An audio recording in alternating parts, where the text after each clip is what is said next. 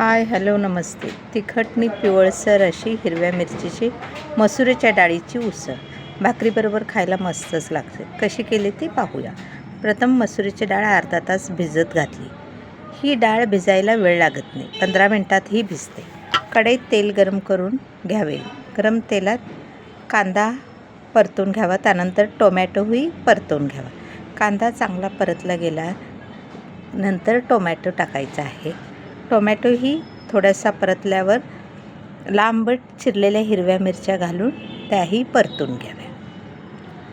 थोडी कोथिंबीरही वरून टाकावी. त्यानंतर मीठ टाकावे, हळद, हिंग, तीळ, गरम मसाला आणि थोडीशी कोथिंबीर फोडणीतच टाकावे. हे सारे परतल्यावर भिजलेली मसुरीची डाळ परतून घ्यावे व टाकून चांगले परतून घ्यावे. पाणी न टाकताच परतून घ्यावे. त्यावर झाकण लावून 5 ते 10 मिनटं वाफ येऊ द्यावे. झाकण लावल्यामुळे डाळ वाफेवरच शिजते.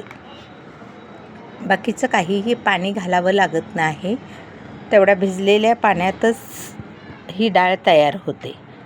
खूपच कोरडी झाली असेल तर थोडंसं पाणी टाकावं. ही वाफवलेली डाळ चवीला खूपच मस्त लागते. भाकरीबरोबर किंवा चपातीबरोबर कशावरही खाऊ शकता. चवीला खूपच छान लागते. तुम्हीही अशी डाळ करून पहा. कशी होते ते कमेंट करून सांगा. नक्की करून बघा आणि कमेंट करून जरूर सांगा. लाईक, शेअर, सबस्क्राईब करा. धन्यवाद.